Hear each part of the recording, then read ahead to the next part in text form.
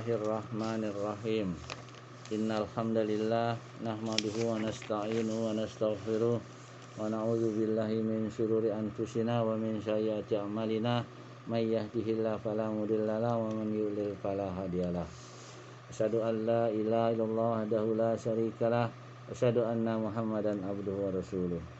Ya ayyuhalladzina amanu taqullaha haqqa tuqatih wa la tamutunna illa wa antum muslimun. Ya ayyuhan nasu taqu rabbakumul ladzi khalaqakum min nafsin wahidah wa khalaqa minha zawjaha wa batha minhuma rijalan katsiran wa nisaa.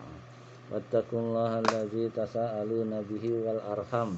Innallaha kana 'alaikum raqiba. Ya ayyuhalladzina amanu taqullaha wa qulu qalan sadida yuslih lakum a'malakum wa yaghfir lakum dzunubakum wa may yuti'illah wa rasulahu faqad faza fawzan 'azima. Amma ba'du fa inna asdaqal hadisi kitabullah wa khairal hadi hadi Muhammad sallallahu alaihi wasallam wa syarrul umur muhdatsatuha fa inna kulla muhdatsatin bid'ah wa kulla bid'atin dhalalah wa kulla dhalalatin finnar. Tsumma amma ba'du, kita sekarang ingin membedah satu kitab sejarah Nabi, ya, pelajaran atau perjalanan hidup Nabi atau hidup Rasulullah sallallahu alaihi wasallam yang agung, Muhammad sallallahu alaihi wasallam, dari kelahiran hingga detik-detik terakhirnya. Ya, kitab ini termasuk yang bestseller, ya, yang dikarang oleh Syekh Safiyur Rahman Al-Mubarakfuri, ya. Beliau ini yang mendapat juara pertama yang dilombakan di Arab Saudi. Kita mulai bab yang pertama, ya, tentang sejarah Nabi ini, letak strategis dunia Arab dan suku-sukunya. Ini belum membahas tentang kelahiran Nabi, ya, masih panjang, karena kita akan bahas dari awalnya, ya, awalnya sampai terbentuknya kota Mekah. Ya.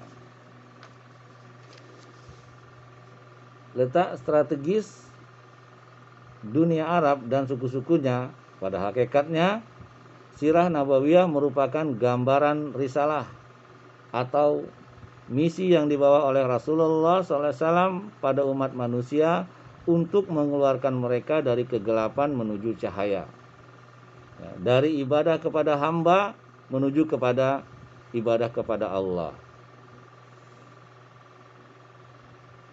Gambaran risalah yang amat menawan dan sempurna ini tidak mungkin dapat dihadirkan kecuali setelah melakukan komparasi antara latar belakang risalah ini, risalah Nabawiyah, dan implikasi-implikasinya.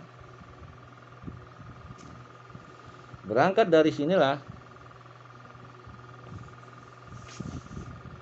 beliau hafizahullah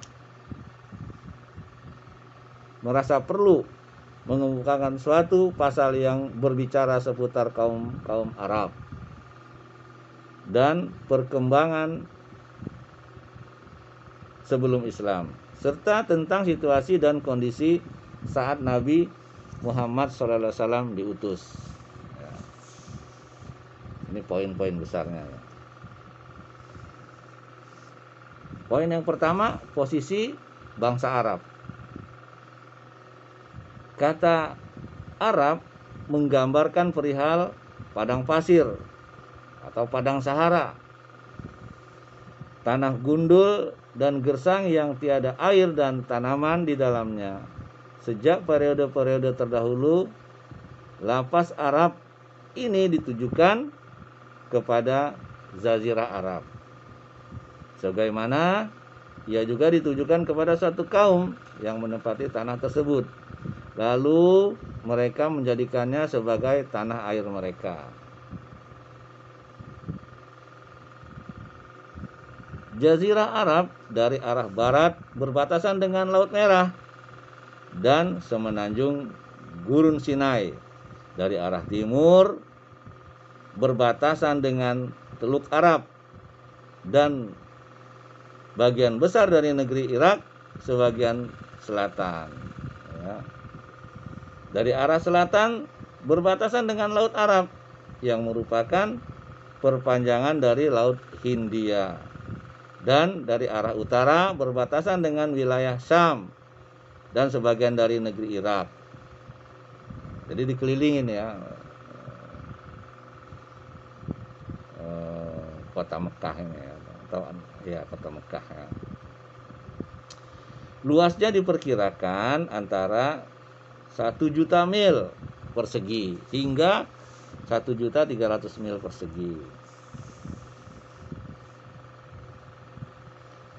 Jazirah Arab memiliki peran yang amat menentukan karena letak alami dan geografisnya. Sedangkan dilihat dari kondisi internal Jazirah Arab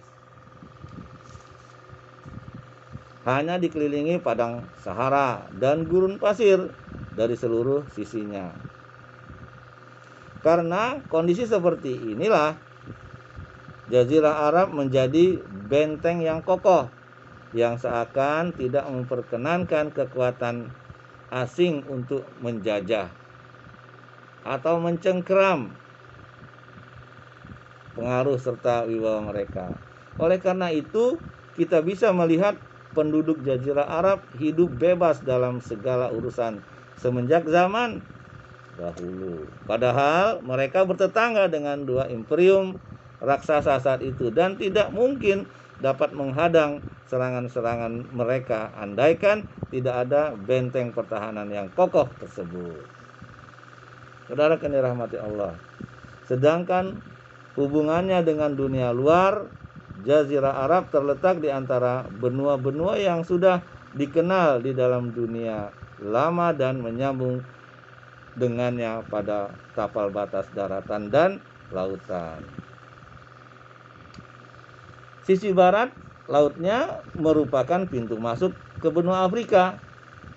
Arah timur laut merupakan kunci masuk menuju benua Eropa dan arah timurnya merupakan pintu masuk bagi bangsa-bangsa asing. Asia Tengah dan Timur Jauh terus mencapai ke India dan Cina.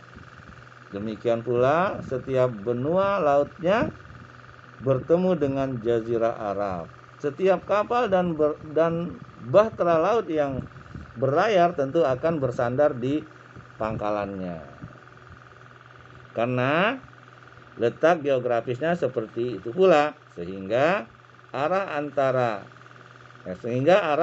utara dan selatan Jazirah Arab menjadi tempat berlabuh bagi berbagai suku bangsa dan pusat pertukaran niaga,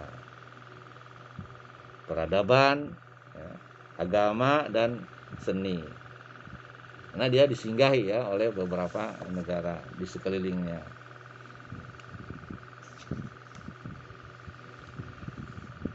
Saudara rahmat Allah, kita masuk ke poin berikutnya, yaitu kaum-kaum Arab. Ya. Para sejarawan membagi kaum-kaum Arab berdasarkan garis keturunan asal mereka menjadi 3 bagian, yaitu yang pertama, Arab Ba'idah, yaitu kaum-kaum Arab kuno yang sudah punah dan tidak mungkin melacak rincian yang cukup tentang sejarah mereka seperti kaum Ad, ya, kaum Samud, Tasem, Judais, Imlak, bangsa raksasa dan lain-lainnya. Nah, itu udah punah ya, sudah tidak sulit menurut beliau untuk melacaknya.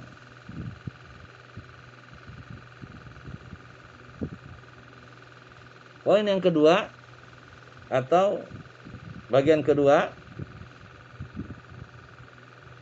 adalah Arab Aribah. Arab Aribah ini yaitu kaum-kaum Arab yang berasal dari garis keturunan Ya'rib bin Yasjub bin Qotan atau disebut pula Arab Kot, atau disebut juga Arab Kotaniyah, ya. Kemudian yang ketiga Arab Musta'ribah, yaitu kaum-kaum Arab yang berasal dari garis keturunan Ismail.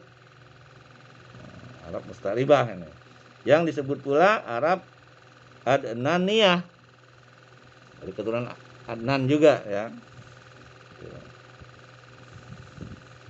Jadi ada tiga tadi, ya, Arab Baidah yang tidak mungkin bisa dilacak, seperti Samud, ya, kaum Samud, kaum Ad, kaum Tosam, Judais, Imlak, dan bangsa-bangsa atau raksasa yang terbesar, ya.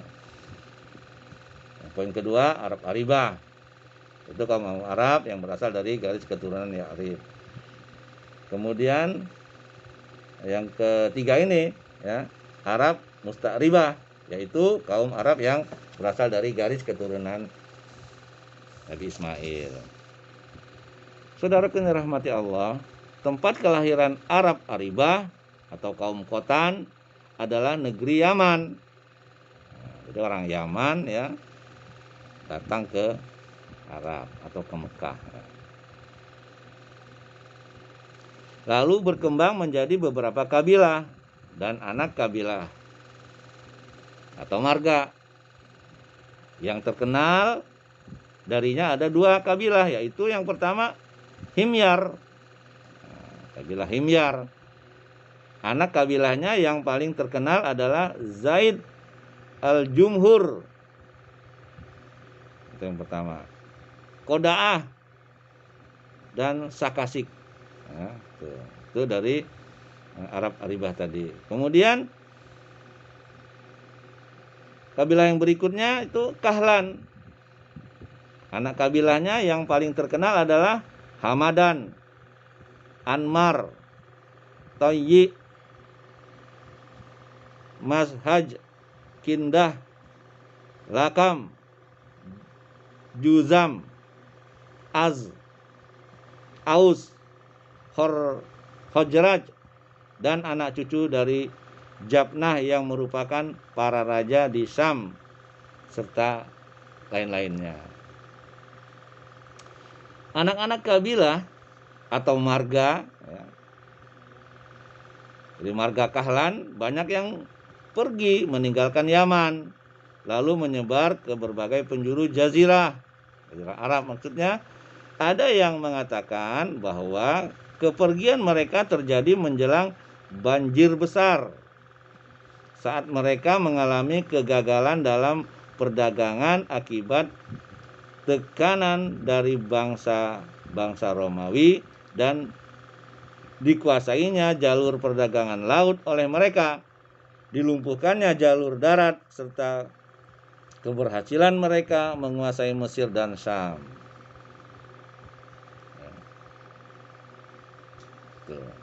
Dalam riwayat yang lain dikatakan bahwa kepergian mereka setelah terjadi banjir besar tersebut.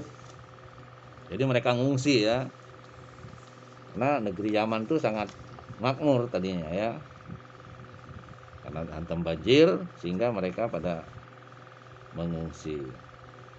Saudara yang dirahmati Allah, merupakan hal yang tidak dapat disangkal bahwa di samping apa yang telah disebutkan di atas, telah terjadi persaingan antara marga Kahlan dan marga Himar. Jadi dua marga besar ini yang bersaing mereka. Dan sama-sama orang Yaman. Yang berujung pada hengkangnya marga Kahlan. Hal ini terbukti bahwa marga Himar tetap eksis di sana, sedangkan marga Kahlan hengkang dari sana. Marga Kahlan yang meninggalkan Yaman bisa dibagi menjadi 4 golongan. Jadi mereka yang mengungsi nih marga Kahlan, ya, karena mungkin diganggu oleh marga Himar, ya, mereka mengungsi, terpecah, ya, marga Kahlan terpecah menjadi beberapa atau menjadi 4 bagian. Yang pertama itu marga atau kaum Az. Mereka meninggalkan Yaman setelah mengikuti pendapat pemuka dan sesepuh mereka. Sesepuh mereka itu yang bernama Imran bin Amr Muzakiyah. Mereka berpindah-pindah di negeri Yaman dan mengirim para pemandu lalu menempuh arah utara dan timur. Saudara rahmat Allah, berikut tempat-tempat yang terakhir pernah mereka tinggal setelah perjalanan mereka tersebut.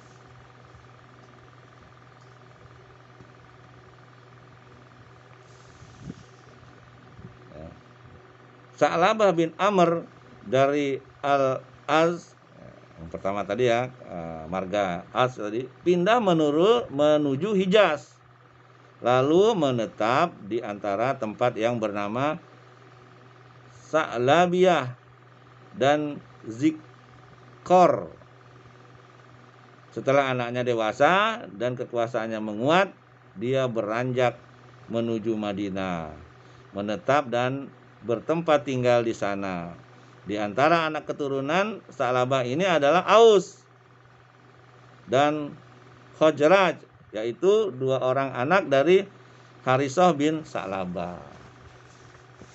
Itu ya sejarahnya.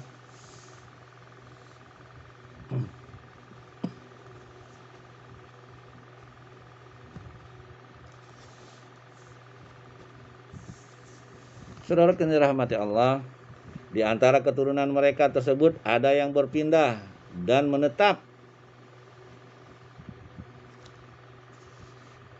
di kawasan Hijaz, yaitu Harithah bin Amr.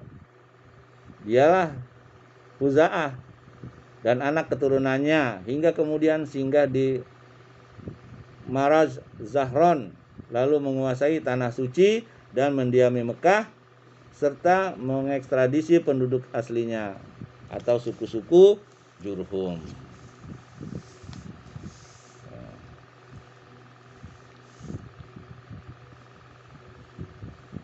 Sedangkan Imran bin Amr singgah di Oman, lalu menetap di sana bersama anak-anak keturunannya, yaitu Az-Oman.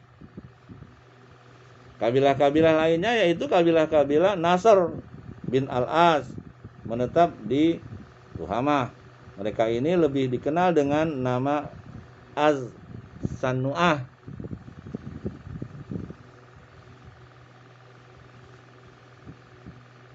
Jabnah bin Amr berangkat menuju ke wilayah Syam dan menetap di sana bersama anak keturunannya. Dialah bapak para raja di Al-Ghosasinah. Kata Al-Ghosasinah tersebut merupakan sumber air di Hijaz yang dikenal dengan nama Ghosan sebelum pindah ke wilayah Syam. Mereka ini pernah singgah di sana terlebih dahulu. Itu yang pertama ya. Setelah mereka meninggalkan Yaman ya,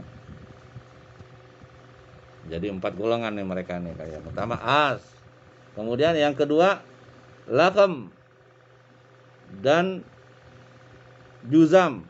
Mereka pindah ke bagian timur dan utara. Di kalangan Lakem ini terdapat seorang yang bernama Nasr bin Rabi'ah.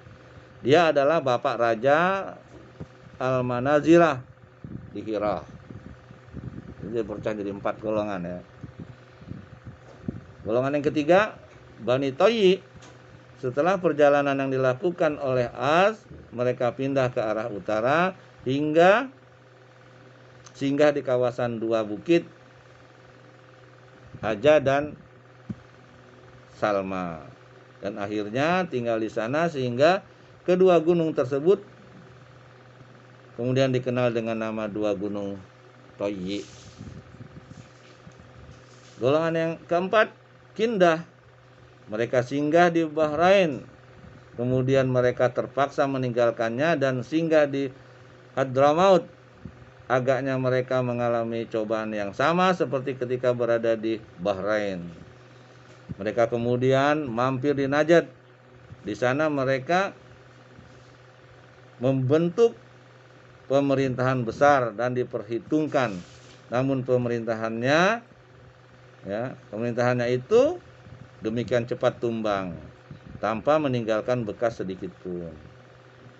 Ada lagi satu kabilah dari suku Himyar, yaitu Qudoah. Terlepas dari masih diperselisihkannya penisbatan kepada Himyar yang meninggalkan Yaman dan bermukim di daerah pedalaman As-Samawah yang terletak di pinggiran Irak.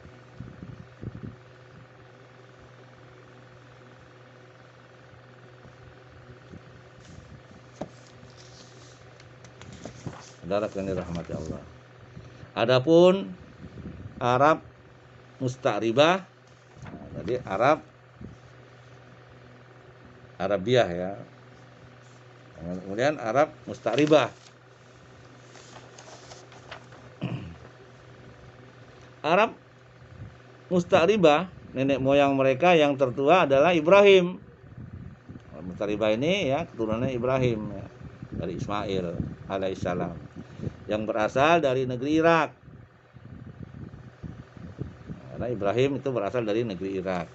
Dari sebuah kota yang disebut Ar. Kota ini terletak di tepi barat sungai Efrat, berdekatan dengan Kufah. Penggalian-penggalian dan pengorbanan yang telah dilakukan para arkeolog telah mengungkap secara rinci latar belakang kota ini dan keluarga besar Nabi Ibrahim alaihissalam, serta kondisi religius dan sosial yang ada di negeri ini. Sebagaimana diketahui, Ibrahim alaihissalam telah berhijrah dari sana menuju Haran atau Hiran. Setelah itu menuju ke Palestina, yang kemudian beliau jadikan sebagai markas dakwah beliau. Beliau banyak melakukan perjalanan ke pelosok negeri ini dan selainnya.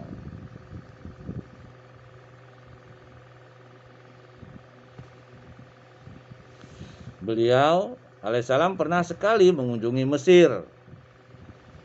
Mesir, negeri Fir'aun ya. Sebutan bagi penguasa Mesir atau sering disebut Ramses.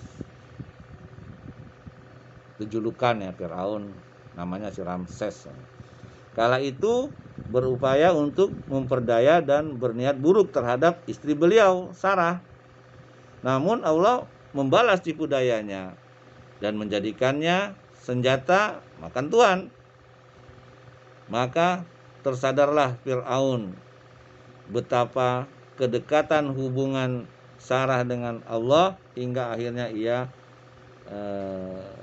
jadikan anaknya Hajar sebagai abdi Sarah.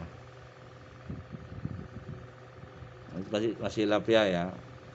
Ini Hajar nih, ada yang mengatakan anaknya raja itu ya, raja Fir'aun apa ya, Ramses lah ya. Dalam kisah yang lain tuh raja yang zalim lah. Raja yang zalim itu setiap ada istri orang yang cantik, suaminya dibunuh, istrinya diambil gitu kan. Kemudian Sarah itu kan cantik, istrinya Ibrahim. Cuman kata Ibrahim alaihissalam, kalau kamu ketemu raja, bilang kamu adalah saudaraku. Maksudnya saudara se-Islam ya. Jadi bukan berbohong ya. Dia mengaku saudara se-Islam benar. Cuman dia tidak boleh mengaku sebagai istri, karena kalau mengaku sebagai istri, Ibrahim dibunuh, dia diambil gitu. Kemudian raja yang zalim ini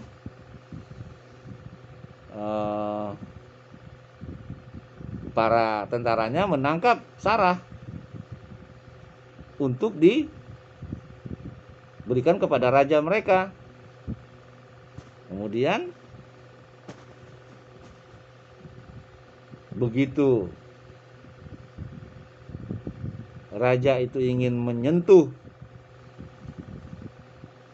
Sarah, ya, tiba-tiba tangannya lumpuh atau stroke. Kemudian dia berkata kepada Sarah, kenapa aku jadi begini? Tolong doakan aku agar sembuh. Kemudian didoakan oleh Sarah, ya Allah sembuhkanlah. Begitu sembuh kemudian dia mengambil menjamah lagi. Kemudian stroke dua-duanya tangannya, nggak bisa bergerak. Kemudian dia memohon lagi kepada Sarah, tolong doakan aku agar aku lepas dari belenggu ini. Aku tidak akan mengganggumu lagi. Ternyata Sarah berdoa, ya Allah lepaskanlah belenggu ini. Kemudian lepas. Kemudian karena raja ini yang termasuk orang yang ingkar, dia ingin menjamah lagi untuk ketiga kalinya. Kemudian lumpuh semua. Hanya mulutnya saja dan mukanya yang nggak bisa, yang masih bisa bergerak. Semua lumpuh, kakinya, tangannya. Ya. Kemudian dia berkata kepada Sarah, tolong doakan aku agar aku bisa sembuh, dan aku berjanji tidak akan menjamahmu lagi, saksiku adalah tentara-tentaraku ini. Baiklah, kata Sarah. Kemudian didoakan sembuh. Kemudian diperintahkan kepada tentara-tentaranya, suruh keluar wanita ini. Wanita ini bukan manusia, wanita ini adalah syaitan, katanya gitu.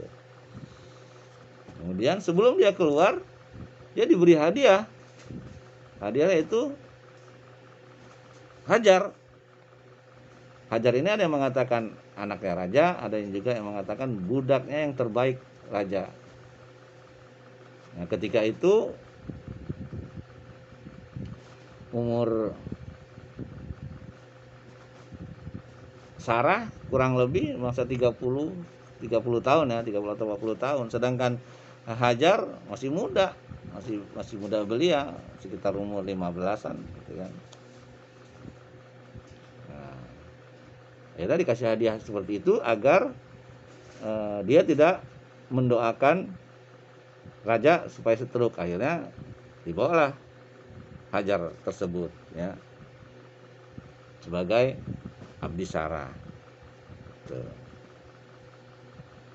Jadi terjadi khilaf di situ bahwa Hajar itu ada yang mengatakan anaknya raja, ada yang juga mengatakan budak yang terbaik raja.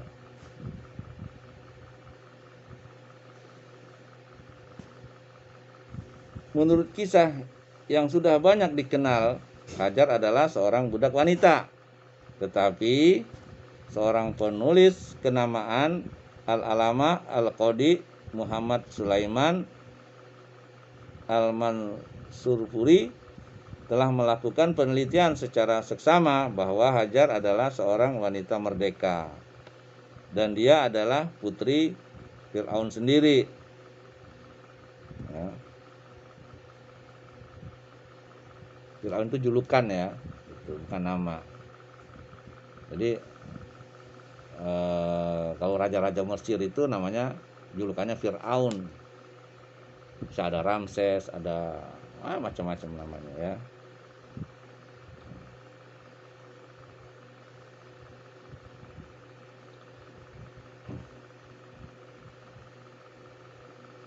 Bahwa Hajar adalah seorang wanita merdeka dan dia adalah putri Fir'aun sendiri.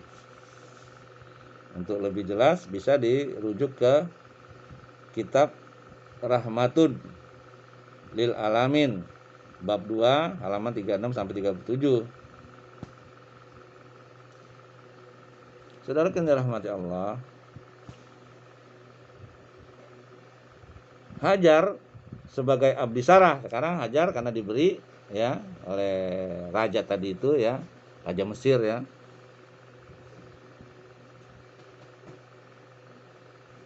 sebagai pembantu Sarah atau abdi Sarah. Hal itu dia lakukan sebagai ungkapan pengakuannya terhadap keutamaan Sarah. Kemudian Hajar dikawinkan oleh Sarah dengan Ibrahim alaihissalam. Ya. Kemudian Ibrahim kembali ke Palestina. Sementara dari hasil pernikahan barunya dengan Hajar tersebut, Allah menganugerahi anak yang bernama Ismail. Sedangkan Sarah belum, sehingga Sarah terbakar api cemburu. Karenanya sehingga memaksa Ibrahim untuk mengasingkan Hajar dan putranya yang masih kecil, Ismail, dan ya kan. Maka beliau membawa keduanya ke Hijaz dan menempatkan mereka berdua di suatu lembah yang gersang dan tandus di sisi Baitul Haram. Jadi Mekah atau Baitul Haram itu dulu gersang, nggak ada pohon. Ka'bah sendiri sudah nggak ada, tinggal ada fondasinya aja, udah hancur karena banjir zaman Nabi Nuh alaihissalam.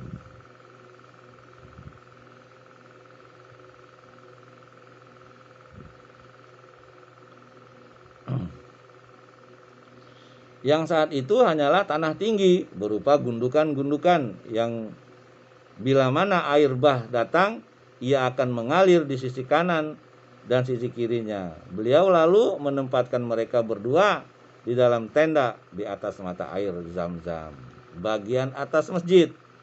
Pada saat itu tak ada seorang pun yang tinggal di Mekah dan tidak ada pula mata air. Ya, tidak ada air, mata air nggak ada, pohon nggak ada, binatang pun nggak ada. Beliau meletakkan di dekat mereka berdua kantong kulit yang berisi kurma dan wadah air. Setelah itu beliau kembali lagi ke Palestina. Berselang beberapa hari kemudian, bekal dan air pun habis. Gitu. Jadi saudaraku yang dirahmati Allah, dalam kisah ini Ibrahim diperintahkan oleh Allah untuk mengasingkan istrinya Hajar bersama anaknya yang masih kecil. Dalam buku ini dikisahkan bahwa karena Sarah cemburu. Gitu.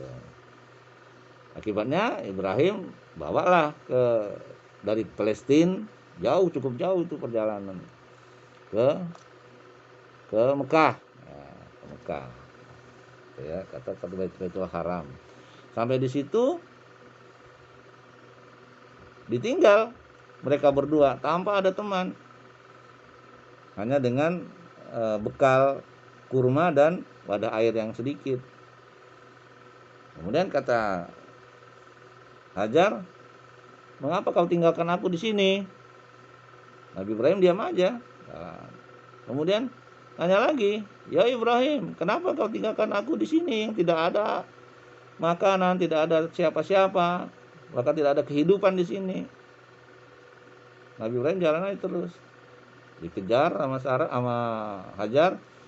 "Ya Ibrahim, apakah ini perintah Allah?"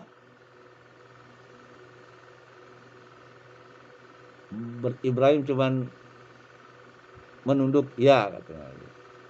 Kalau ini perintah Allah, Allah tidak akan menyia-nyiakan umatnya. Pergilah kau pulang Ibrahim. Biarkan aku berdua dengan anakku bersama Allah. Pergi Ibrahim sambil menangis, ya. Karena dia tidak tega melihat istrinya dan anaknya yang masih bayi ditinggal di situ,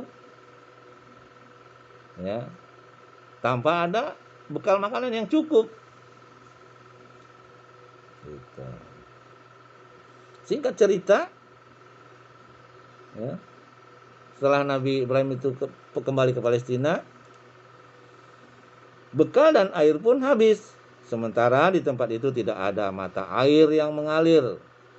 Ketika itulah tiba-tiba mata air Zam-Zam memancar berkat karunia Allah, sehingga bisa menjadi sumber penghidupan bagi mereka hingga batas waktu tertentu. Kisah ini mengenai hal ini sudah banyak diketahui secara lengkap. Ya, ini cuma penggalan saja ya. Begitu habis bekal mereka, Hajar lari cari air. Naik ke gunung dia, ke gunung Sofa. Lihat ke sana, seperti ada air. Dia lari lagi sampai Marwah. Ternyata nggak ada. Kemudian lari lagi dia, bolak-balik sampai 7 kali. Nah, itulah cikal bakalnya manasik haji yang sekarang Allah abadikan, ya kan? Sehingga siapapun yang melakukan haji, Hajar akan mendapatkan pahala. Berapa ribu, berapa juta manusia yang sa'i antara Sofa Marwah. Ya. Itulah kemuliaan orang yang bertakwa kepada Allah. Setelah dia mundar-mandir Safa Marwah, ternyata dia lihat di dekat Ismail itu ada burung, banyak burung. Dia lihat ke sana, ternyata sudah ada air di situ. Nah, itulah cikal bakalnya air Zam-Zam. Ya, kemudian dia bendung namanya. Zam-Zam itu artinya bendung, bukan air ya. Dibendung lah. Kata ulama, kalau saja Hajar tidak membendung air itu, mungkin Mekah itu akan tenggelam. Saking banyaknya itu air. Cuma dibendung. Gitu. Artinya Zam-Zam. Sampai sekarang terkenal namanya air Zam-Zam. Padahal Zam-Zam itu adalah bendung. Sehingga bisa menjadi sumber penghidupan bagi mereka, ya, hingga batas waktu yang tertentu. Saudara yang dirahmati Allah, satu kabilah dari Yaman, yaitu suku Jurhum ya, suku Jurhum kedua. Jadi ada suku Jurhum pertama sudah lewat, sekarang ada suku Jurhum kedua yang dari Yaman. Datang setelah itu dan bermukim di Mekah atas izin dari ibu Ismail.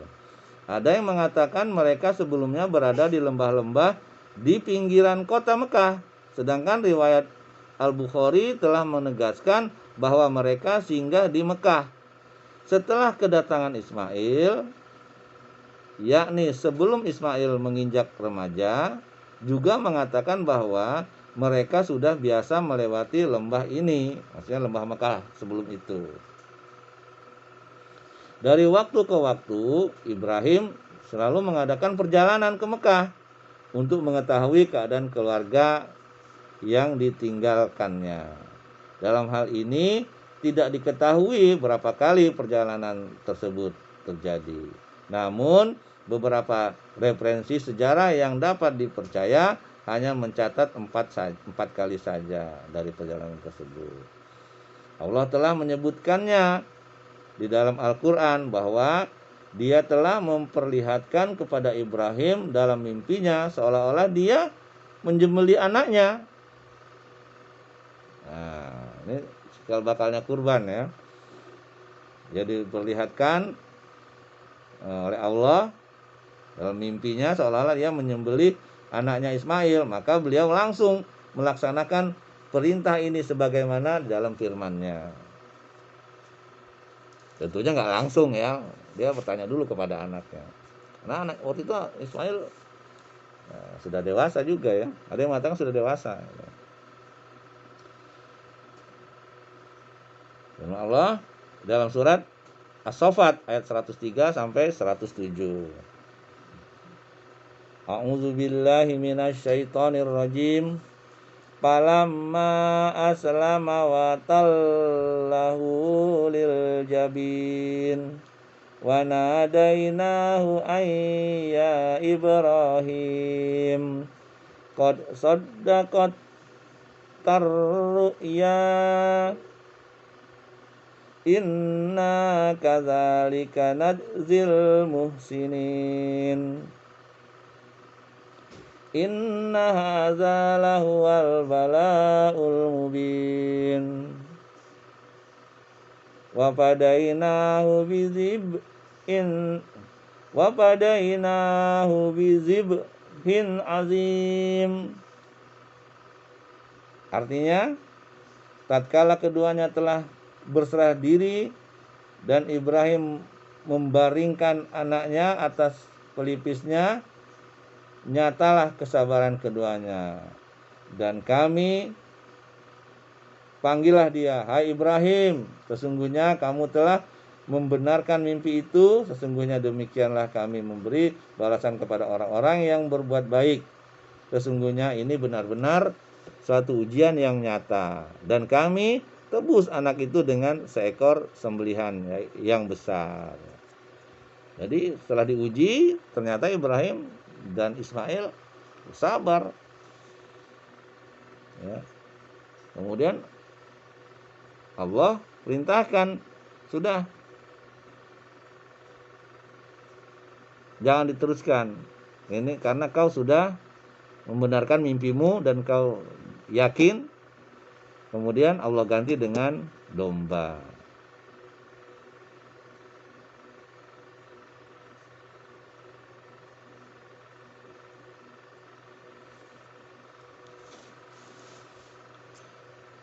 Saudara yang dirahmati Allah, disebutkan di dalam perjanjian lama, kitab Kejadian, bahwa umur Ismail lebih tua 13 tahun dari Ishak. Ya, dalam kitab Kejadian, ya, bukan Quran. Alur cerita ini mendukung statement bahwa peristiwa itu terjadi sebelum kelahiran Ishak. Sebab kabar gembira tentang kelahiran Ishak disampaikan setelah mengupas keseluruhan kisah ini. Ya.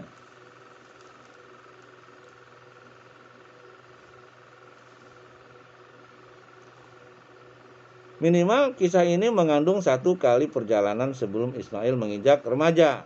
Sedangkan 3 kisah lainnya telah diriwayatkan oleh Imam Al-Bukhari secara panjang lebar dan Ibnu Abbas secara marfu.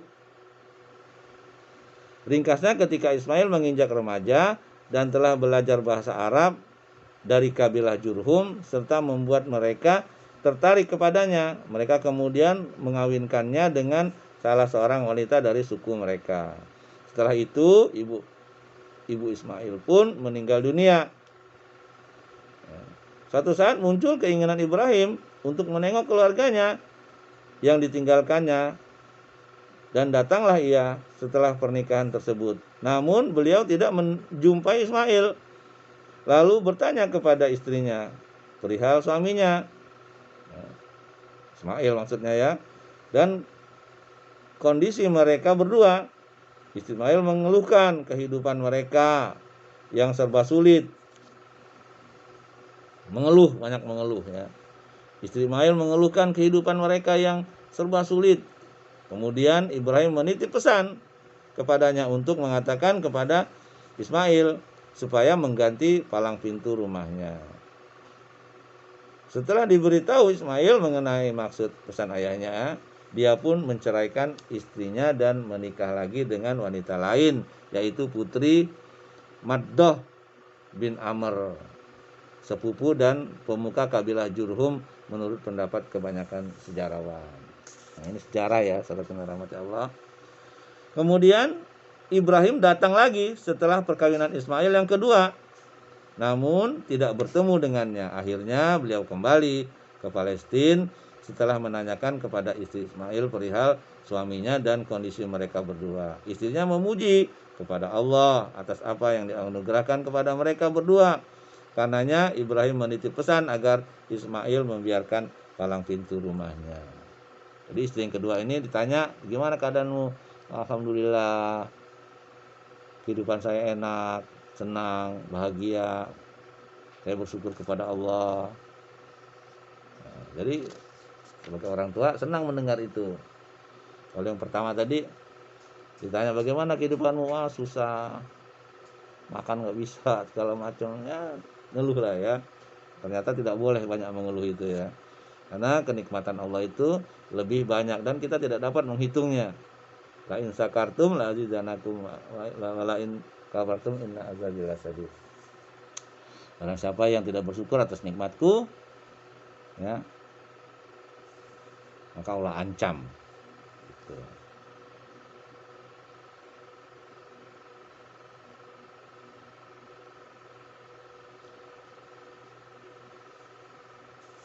Saudara yang dirahmati Allah,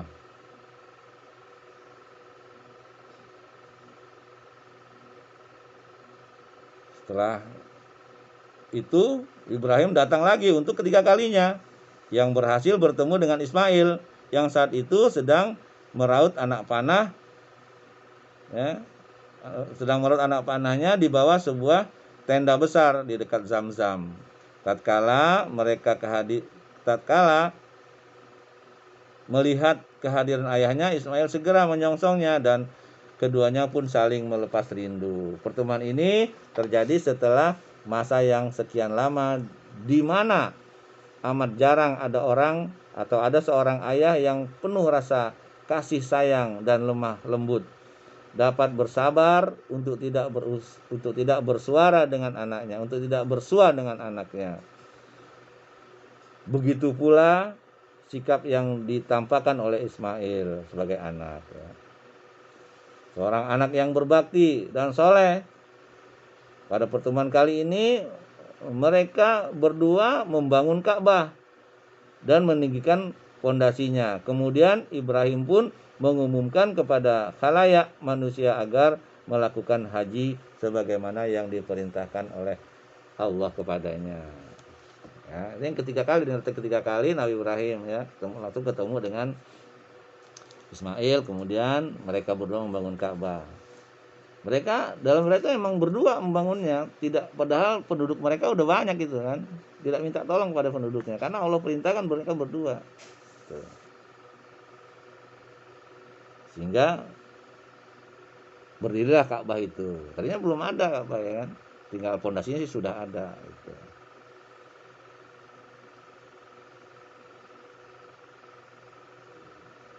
Saudara yang dirahmati Allah, dari perkawinannya dengan putri Muddah, ya, putri Maddot katanya, ya, Ismail dikaruniai oleh Allah sebanyak 12 orang anak yang semuanya laki-laki. Yang pertama Nabit atau Nabayut. Nabit atau Nabayut nama lainnya. Kemudian yang kedua Qaidar. Yang ketiga Adbail. Yang keempat Mibsam. Yang kelima Misima. Yang keenam Duma. Yang ketujuh Misa. Yang kedelapan Hidad. Yang kesembilan Yutma. Yang kesepuluh Yatur. Yang ke-11 Napis, dan yang ke-12 Qaida. Yang ke-11 Qaidaman. Semuanya laki-laki, ya. Dari mereka inilah kemudian berkembang menjadi 12 kabilah. Jadi masing-masing anak punya kabilah, punya suku, ya. Yang semuanya menetap di Mekah untuk beberapa lama. Mata pencaharian pokok mereka adalah berdagang, ya, dari negeri Yaman ke negeri Syam dan Mesir. Selanjutnya kabilah-kabilah ini menyebar ke berbagai penjuru jazirah dan bahkan hingga keluar jazirah. Kemudian secara bertahap kondisi mereka seakan-akan tenggelam di bawah zaman, kecuali anak cucu dan dari Nabit dan Qaidar, ya. Jadi dari anak dari apa? Nabit dan Qaidar, ya. Peradaban kaum Al-Anbat, yaitu anak cucu Nabit, mengalami kemajuan pesat di bagian utara Hijaz. Mereka mampu membentuk pemerintahan yang kuat dan dipatuhi oleh para penduduk daerah-daerah di pinggirannya.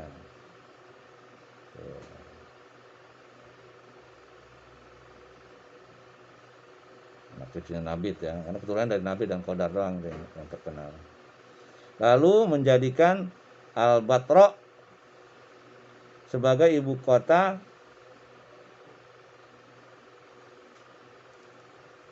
ya, Al-Batra sebagai ibu kotanya. Tak seorang pun yang mampu melawan mereka, sehingga datanglah pasukan Romawi yang kemudian berhasil menghancurkan mereka. Sekelompok peneliti lebih condong berpendapat bahwa raja-raja dari keluarga besar Gosan termasuk juga kaum Ansor yang terdiri dari suku Aus dan Khazraj, ya, bukan berasal dari rumpun keluarga besar Khotan, tetapi berasal dari rumpun keluarga besar Nabit bin Ismail. Jadi yang berkembang biak itu Nabit dan Qaidar, ya, anaknya Qaidar maksudnya.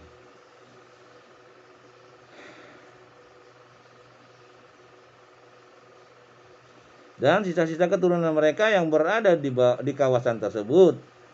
Imam Al-Bukhari lebih condong kepada pendapat tersebut, sedangkan Imam Ibnu Hajar lebih menguatkan pendapat yang mengatakan bahwa suku Khotan berasal dari rumpun keluarga besar Nabit. Nah, ini khilaf para ulama, ya.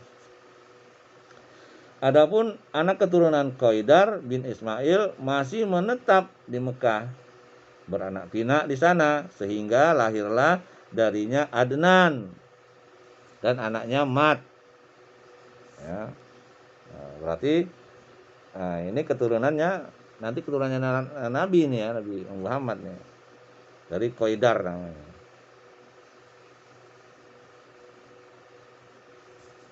Ya.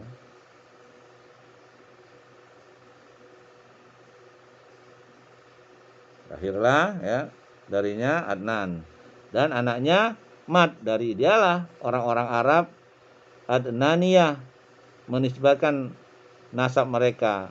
Adnan adalah kakek ke-21 dalam silsilah keturunan Nabi SAW. Jadi Adnan itu keturunan kakek keturunan Nabi Muhammad SAW, ya. Itu dari Qaidar tadi, ya. Karena yang berkembang yang lain punah, ya, anaknya Ismail ada 12 itu. Tinggal yang berkembang biak itu adalah Nabit dan Qaidar. Nah, Nabi ini keturunan dari Qaidar ini yang mempunyai anak namanya Adnan, ya. Lahir Adnan namanya. Anaknya Ma'ad. Ya. Terdapat riwayat bahwa Nabi SAW jika menyebutkan nasabnya dan sampai kepada Adnan, maka beliau berhenti sampai di situ sambil bersabda, para ahli silsilah nasab telah berdusta.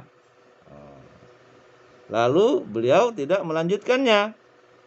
Segolongan ulama berpendapat bolehnya melanjutkan nasab di atas Adnan dan menganggap lemah atau mendoibkan hadis yang disinggung di atas menurut mereka. Berdasarkan penelitian yang detail, sesungguhnya antara Adnan dan Ibrahim alaihissalam terdapat 40 generasi.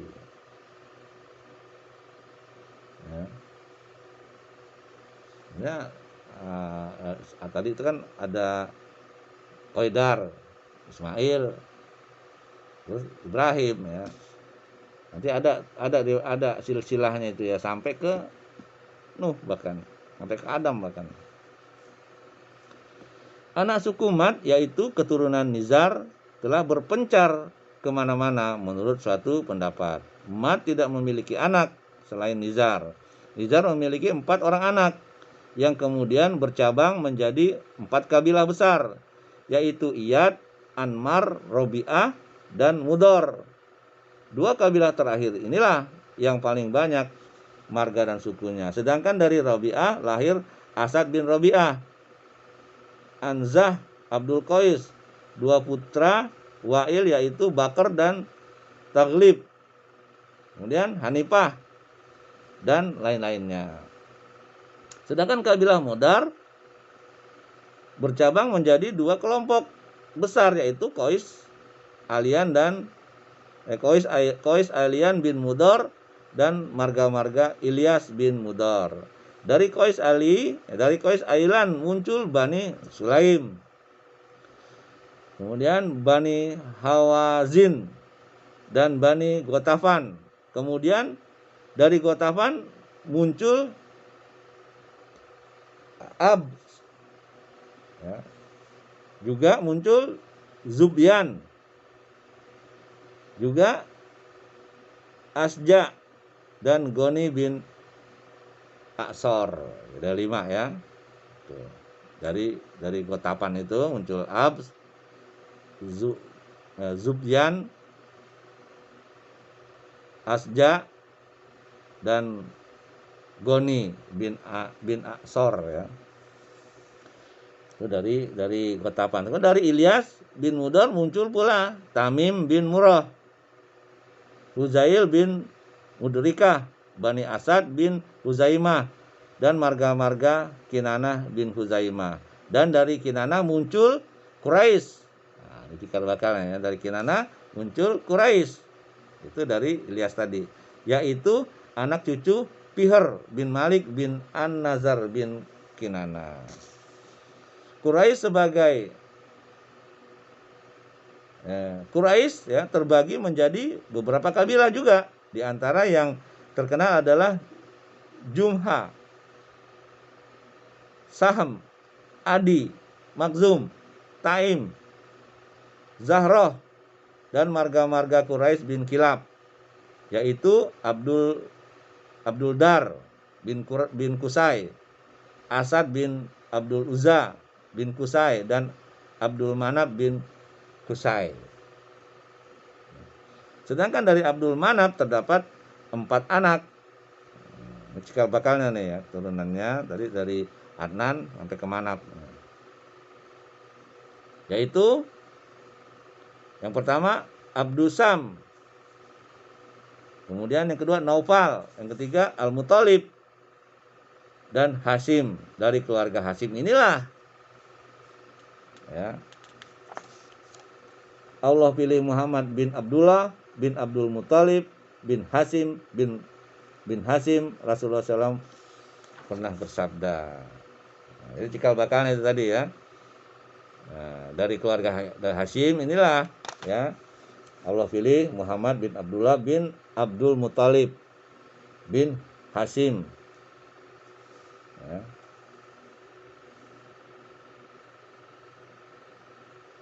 Sebagaimana sabda Rasulullah dalam hadis riwayat Muslim, Innallah hastofa min waladi Ibrahim Ismail wastofa min waladi Ismail Kinanah wastofa min bani Kinanah ya wastofa min bani Kinanata Kurisan wastofa min Quraisyin bani Hashim wastofani min bani Hashim. Artinya sesungguhnya Allah telah memilih Ismail dari anak cucu Ibrahim, memiliki Kinanah dari anak-anak cucu Ismail, memilih Quraisy dari anak cucu Bani Kinanah, memilih Bani Hashim dari keturunan Quraisy, dan memilihku dari keturunan Bani Hashim. Ya, harusnya buat Muslim ya. Dari Al-Abbas bin Abdullah ya. Dari Al-Abbas bin Abdul Muthalib, dia berkata, Rasulullah SAW bersabda, innallaha khalaqal khalqa faja'alani min khairi firaqihim wa khairil fariqain summa takhayyara qabail faja'alani min khairil qabilah summa takhayyara al-buyuta faja'alani min khairi buyutihim fa ana khairuhum nafsan wa khairuhum baitan. Ya.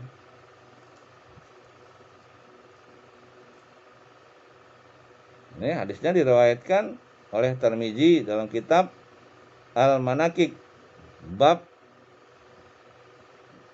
Maja'a fit Fadil An-Nabi, ya, halaman 11, ya. Artinya sesungguhnya Allah telah menciptakan makhluk, lalu Dia menjadikan aku sebaik-baik golongan mereka dan sebaik-baik dua golongan, kemudian memilih beberapa kabilah, lalu menjadikanku bagian dari sebaik-baik kabilah, kemudian memilih beberapa keluarga, lalu menjadikanku bagian dari sebaik-baik keluarga mereka, maka aku adalah sebaik-baik jiwa di antara mereka dan sebaik-baik keluarga di antara mereka. Ya. Diriwayatkan oleh Tirmizi, ya. Setelah anak-anak Adnan beranak pinak, mereka berpencar di berbagai tempat di penjuru Jazirah Arab, menjelajahi tempat-tempat yang banyak curah hujannya dan ditumbuhi oleh rerumputan. Abdul Qais dan marga-marga Bakar bin Wa'il serta marga-marga Tamim pindah ke Bahrain. Nah, maksudnya dengan Bahrain di sini bukan negara Bahrain yang kita kenal saat ini, tetapi Bahrain yang disebut di sini saat itu lebih dikenal dengan Ahsa yang terletak di provinsi bagian timur Saudi Arabia. Jadi bukan negara Bahrain yang sekarang, ya. Dan menetap di sana. Sedangkan Bani Hanifah bin Sya'ab bin Ali bin Bakar bergerak menuju Yamama dan singgah di Hajar atau di Hijr, ibu kota Yamama. Semua keluarga Bakar bin Wa'il mendiami sepanjang tanah Jazirah, mulai dari Yamama, Bahrain, Saib, Kozimah hingga mencapai laut. Kemudian pinggiran tanah bebas Irak terus, ya, pinggiran tanah bebas, maksudnya di Irak, ya, terus ke Al-Ablah hingga Haita. Saudara rahmat Allah, Taghlib menetap di Jazirah dekat kawasan Eufrat. Di antaranya terdapat marga-marga yang pernah menjadi tetangga kabilah Bakar. Sedangkan Bani Tamim menetap di daerah pedalaman Basrah. Bani Sulaiman menetap dekat Madinah, dari lembah Wadi Al-Qura hingga ke Khaybar, terus ke bagian timur Madinah, menjadi batas dua bukit hingga berakhir di kawasan perbukitan Harrah. Sementara Sakib menetap di Taif, sedang Hawazin menetap di timur Mekah di pinggiran Autas, yaitu dalam perjalanan antara Mekah dan Basra. Dan Bani Asad berdomisili di sebelah timur Taima dan sebelah barat Kufah. Di antara tempat domisili mereka dengan Taima adalah perkampungan Butur dari suku Toyi. Sedangkan jarak antara mereka dan Kufah sejauh perjalanan 5 hari. Tempuh dengan unta, ya. Ada lagi suku Zubyan yang bermukim di dekat Taima menuju arah Hauran. Di Tihama tersisa beberapa marga Kinanah, sedangkan di Mekah tinggal marga-marga Quraisy. Jadi hanya marga Quraisy saja di Mekah itu ya. Mereka hidup bercerai-berai tanpa ada sesuatu yang menyatukan mereka hingga muncul Qusay bin Kilab. Dialah yang pertama kali menyatukan mereka dan membentuk satu komunitas yang bisa mengangkat kedudukan dan martabat mereka. Masya Allah. Ya.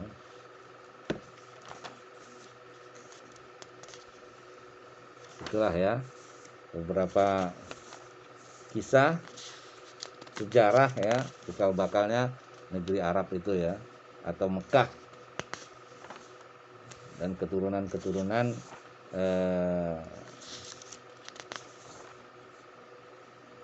Nabi kita Muhammad SAW ya.